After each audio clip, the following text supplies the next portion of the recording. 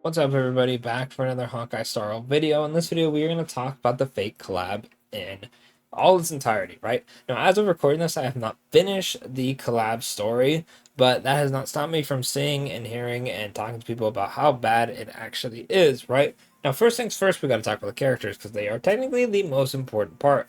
Saber is very good. Archer is very good. Their light cones are pretty solid. Archer is a free character you get for free. W. Light cone, technically not free, but if you do 200 pulls, you do get it for free, which is pretty nice. Meaning you really only have to go for Saber or Light cone, and then you pretty much have the whole collab right then and there, right? So overall, the gotcha part, which is normally the worst part of a collab for most people because you have to summon the characters, overall is actually a pretty good W, right? Now, one downside is that the units have dupes, right? Which means, FOMO go crazy. You probably want the dupes because they might never come back. Me personally, I don't really care too much about the dupes. If you like the character, you can get their dupes to make them stronger so they last longer. If not, is what it is. They fall off. It is what it is, right? Now, one thing that's unfortunate is no English voiceovers. If you play in English, they are not voiced whatsoever. Unfortunate, right? Now, I think that has something to do with the Fate VAs, but I don't know too much about Fate, so I'm going to leave that to y'all to find out on your own, right? However, there is a lot more to the fake collab. Now, this collab was hyped up for over a year. We got an announcement last year, and it was pretty hyped. The creator of Fate, I believe, was in a live stream, if I'm not mistaken. If not, I'm gaslighting myself.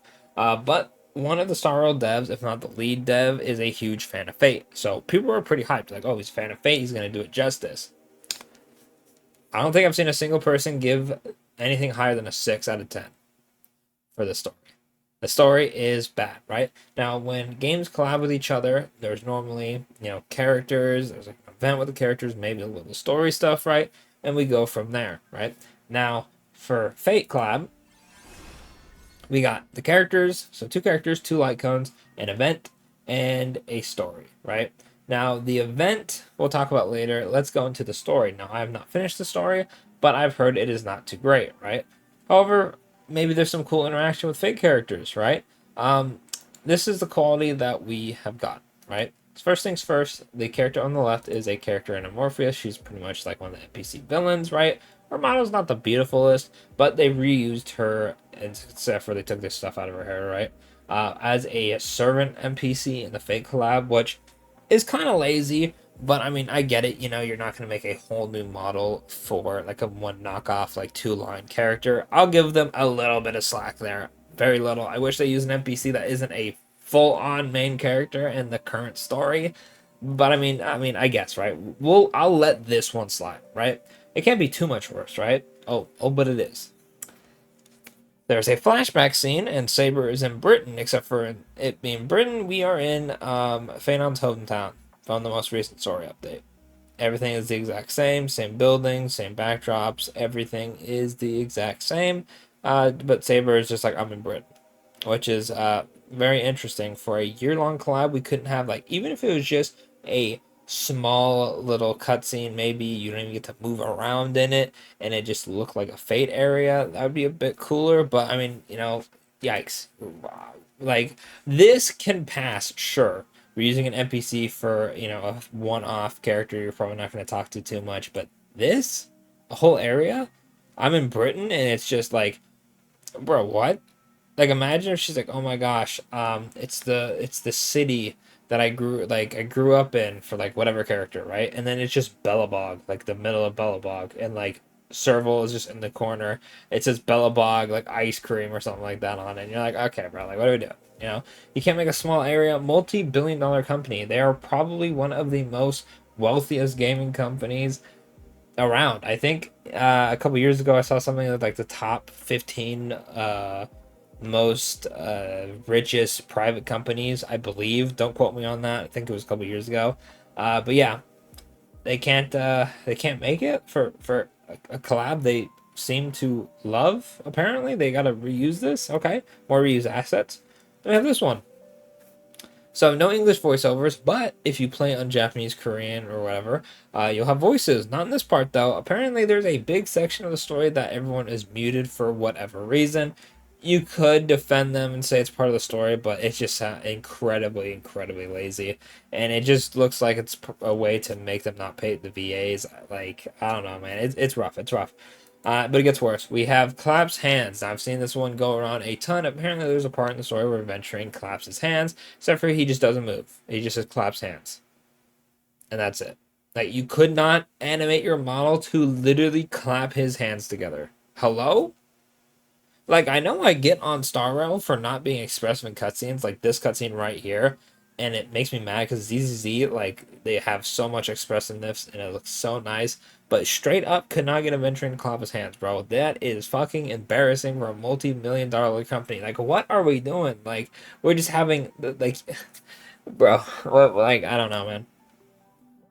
It's almost like I'm watching an OG Gmod video where they just have like the Vanoss crew where they have like Mario and Luigi not moving and like they like just move them around to like create a story, quote unquote, right? So it feels like the same thing, bro. Like where is the money going for these models? Like, can we get some actual expressions? Like, I know not everything can be a cutscene, but damn, those cutscenes are hard carrying because that's the only time you actually see any emotion in these characters, and they can't even clap their hands together. Like Starro, you know how much money you make? Like, this is fucking embarrassing. Like, actually. And then it gets even worse. So apparently, playing French, there are parts of an update, you talk to Sobheim, where it says, retry Claude can make mistakes. Please double check responses. Meaning that the translations are made through some AI bot, right? And instead of checking to make sure everything was correct, they hit copy paste and they copied the part where it says, hey, the AI can make mistakes, double check. So, do they have actual translators? I don't know, but even if they did, like, leaving that in is so fucking lazy. It's crazy. What are they paying y'all over there? Like, the pay has to be either like total shit, or they work them to death and they just don't care anymore. Cause like, bro, reused character model, reused map, make no voices, not even animating the character, not even checking for text errors, and you're like AI thing, like that is so low budget.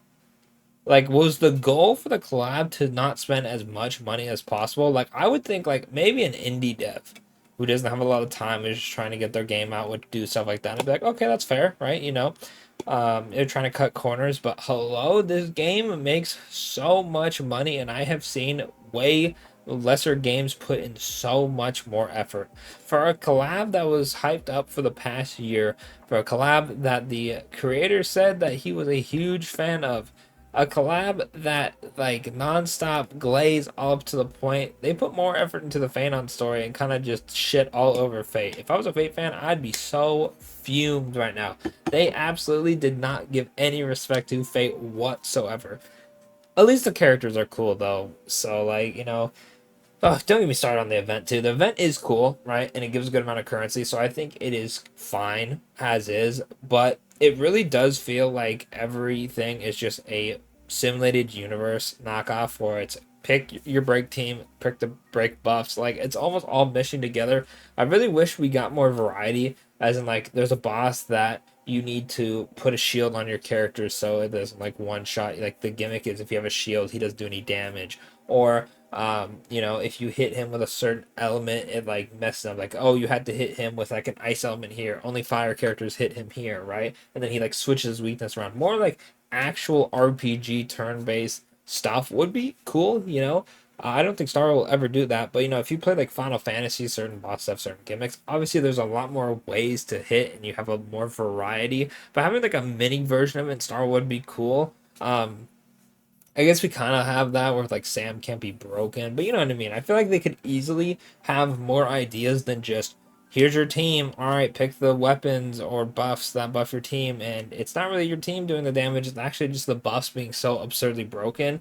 As long as your characters like somewhat correlate with the buffs, you're gonna win.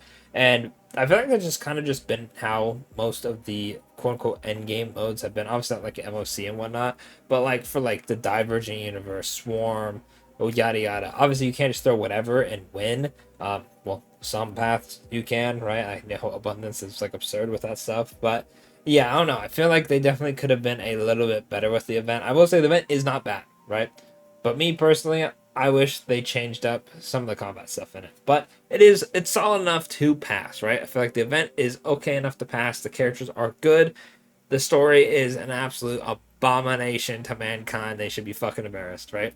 That's just my thoughts on it. Let me know what you guys think in the comments. What is your favorite part of the three? Do you like the event the most, the story the most, the characters the most? Let me know in the comments.